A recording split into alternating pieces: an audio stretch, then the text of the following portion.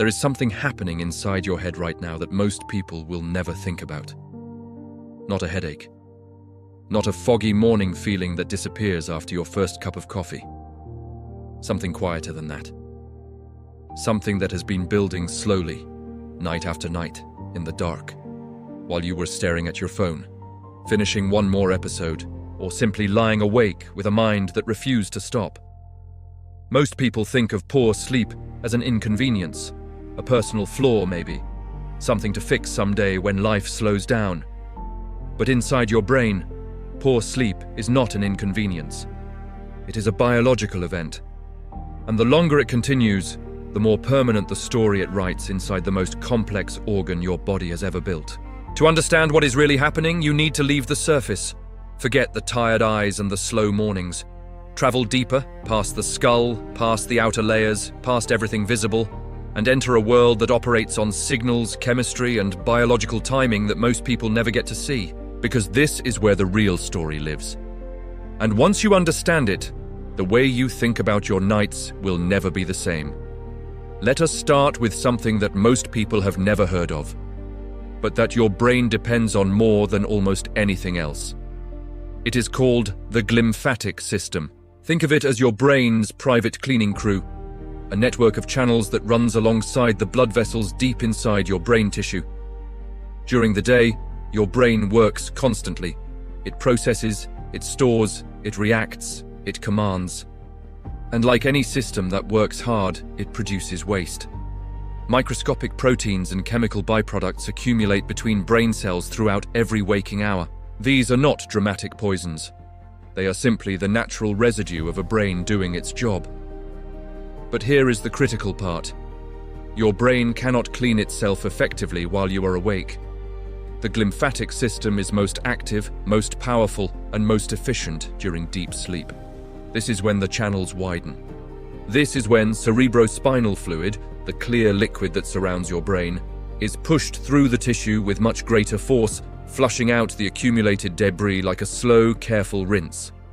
When you sleep well and long enough, this process completes itself. Your brain wakes up clear, restored, and chemically balanced. But when sleep is cut short, fragmented, or chronically shallow, the cleaning cycle is interrupted. The crew shows up but never gets enough time to finish the job. And the waste, the leftover proteins, the metabolic residue, remains. Night after night of poor sleep means night after night of incomplete cleaning. And here is where the story begins to grow serious. One of the proteins that accumulates when the glymphatic system cannot do its full work is a substance that researchers have been studying for decades in connection with long-term brain decline. It does not cause immediate damage. There is no alarm, no signal, no moment where you notice something is wrong. It simply gathers slowly in the spaces between brain cells, over months, over years, and while it gathers, the brain continues working around it, compensating, adapting, finding alternate pathways, because the brain is extraordinarily good at surviving. But survival is not the same as thriving, and the difference between the two becomes measurable over time.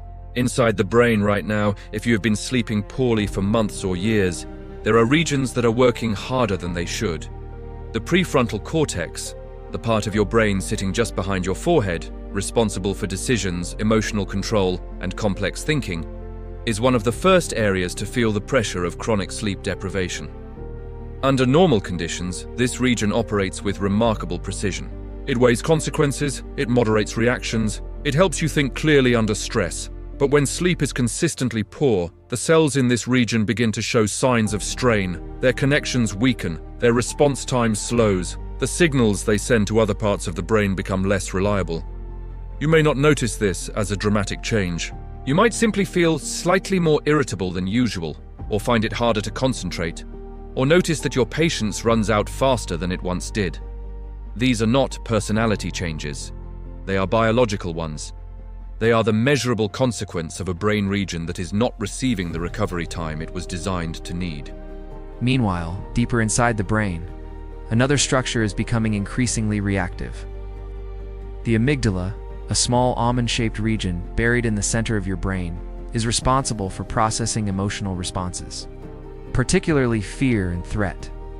Under healthy sleep conditions, the amygdala and the prefrontal cortex work together in a kind of balance.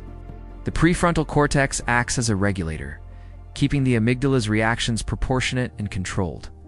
But poor sleep disrupts this relationship. Studies observing brain activity after even a few nights of poor sleep show that the amygdala becomes significantly more reactive, fires more intensely in response to stress. It sends stronger signals. And because the prefrontal cortex is already weakened and less capable of regulating those signals, the emotional response that reaches your conscious experience is louder, faster, and harder to control. This is why chronically sleep-deprived people often describe feeling emotionally raw, overwhelmed by things that would not normally bother them, unable to shake feelings of anxiety or low mood, even when circumstances have not meaningfully changed. The brain is not overreacting because of personality. It is overreacting because its internal regulatory system has been chemically and structurally compromised by a lack of the one thing it was built to need every single night. But the story does not stop at emotion and focus. There is a slower, deeper process also beginning to unfold, one that operates on a cellular level. It's invisible to any ordinary experience, but visible under the lens of modern brain imaging and biological research. It involves the brain's own immune cells, called microglia. Under normal conditions, microglia serve as the brain's maintenance team. They clear away damaged cells, monitor for threats, and help regulate the health of the surrounding tissue. They are essential. They are protective. But under conditions of chronic poor sleep, something begins to change in how microglia behave. Without adequate rest, these cells start to become overactive. They begin to treat healthy brain tissue as if it were something to be removed rather than protected. In small, almost imperceptible ways. They begin to strip connections between neurons, the tiny bridges that allow different regions of your brain to communicate, even when those connections are not damaged. Researchers studying this process have described it as a kind of accelerated pruning, a maintenance system that, pushed beyond its natural limits by chronic sleep loss, begins to work against the very tissue it was built to preserve. This is the part of the story that most people never reach, because from the outside, none of this is visible. The person living through years of poor sleep does not feel their microglia becoming overactive. They do not sense the pruning of neural connections. They simply feel tired. They simply feel like themselves, a slightly slower, slightly more emotional, slightly more forgetful version of themselves. And because the changes come gradually, because there is no single dramatic moment, they adapt to the decline and begin to accept it as normal. This is what makes chronic poor sleep so quietly powerful in its damage. It does not announce itself. It simply accumulates in protein deposits, in weakened connections, in overactive immune cells, building a hidden architecture of change inside the most irreplaceable organ in the human body. And this is only what has happened so far. What you have seen so far is only the beginning of the story. The protein buildup, the weakened connections, the overactive immune cells, these are the early chapters of what chronic poor sleep writes inside the brain. But the body does not stop there. Because while the brain is struggling to maintain its structure, something else is happening simultaneously.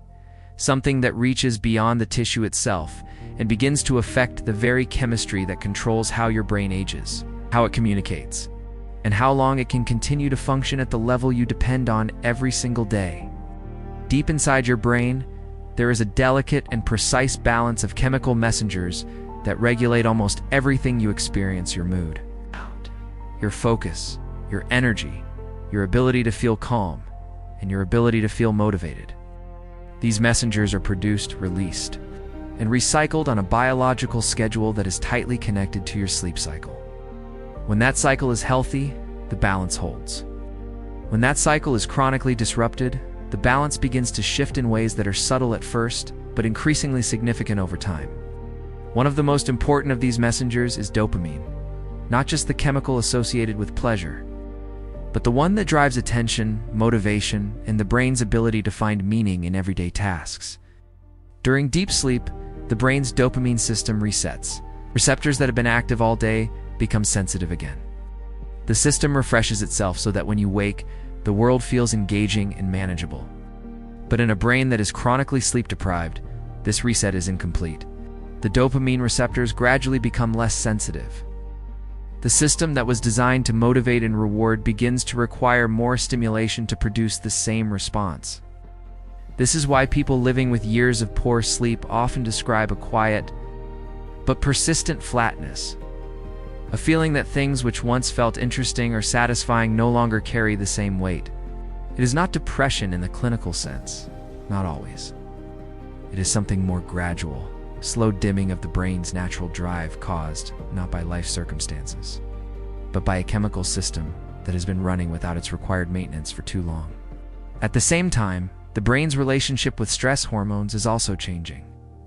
Cortisol, the body's primary stress signal, follows a natural daily rhythm. It rises in the morning to help wake the body and mind, and it falls throughout the day, reaching its lowest point during the night to allow deep restorative sleep. This rhythm is not just convenient, it is biological architecture. It is the design your brain was built around. But chronic poor sleep disrupts this rhythm significantly. In a brain that is not sleeping well, cortisol levels remain elevated at times when they should be falling. The system that is supposed to power down at night stays partially switched on. And over months and years, elevated cortisol does something that few people ever connect to their sleep habits. It begins to damage the hippocampus. This small, curved region deep inside your brain is one of its most critical structures. It is the place where short-term memories are converted into long-term ones. It is where your sense of navigation lives, where your ability to learn new information is processed, and where much of your emotional context is stored. The hippocampus is also one of the brain's most sensitive regions when it comes to stress hormones. Prolonged exposure to elevated cortisol gradually reduces its volume. Cells become less effective. New connections form more slowly. The result, felt not as a sudden loss, but as a slow, creeping erosion, is a memory that feels less reliable. A mind that struggles to retain new information as easily as it once did. And a sense that the mental sharpness that once felt effortless is now something that requires deliberate effort just to approximate. This is the invisible timeline of chronic poor sleep. Not a single night of poor rest. Not a week of fatigue. But years of a brain that never fully recovers. Slowly accumulating changes at every level, structural, chemical, and cellular, until the gap between what the brain is capable of and what it was designed to do becomes wide enough to feel. And still, for most people, the connection is never made. Forgetfulness is blamed on aging. The emotional rawness is blamed on stress. The loss of motivation is blamed on circumstance. The brain, patient and adaptive as it is, continues to compensate for as long as it can. But compensation has a ceiling. And for a brain running on years of inadequate sleep, that ceiling arrives sooner than it should. What can actually be done? Because this is not a story without a turning point. The brain is not a static organ. Even after years of disrupted sleep, it retains a capacity for recovery that is both remarkable and scientifically documented. The key lies in understanding what the brain actually needs, not just more hours in bed, but the right kind of sleep, structured around the biological rhythms it was designed to follow. The most restorative sleep happens in consistent cycles, with the deepest phases, the ones where the glymphatic system is most active, where growth signals are released, where memory consolidation happens most powerfully, occurring in the earlier part of the night, when the body's internal clock is most aligned with those processes. This means that the timing of sleep matters, not just the duration. A brain that sleeps 7 hours beginning at a consistent time each night receives a fundamentally different quality of restoration than one that sleeps the same 7 hours at irregular intervals. Because the biological systems involved in repair are timed, not simply triggered by darkness or fatigue. Temperature also plays a role that is rarely discussed. Your brain begins to prepare for deep sleep as your core body temperature drops. This drop signals to the deeper brain structures that it is time to shift into restoration mode.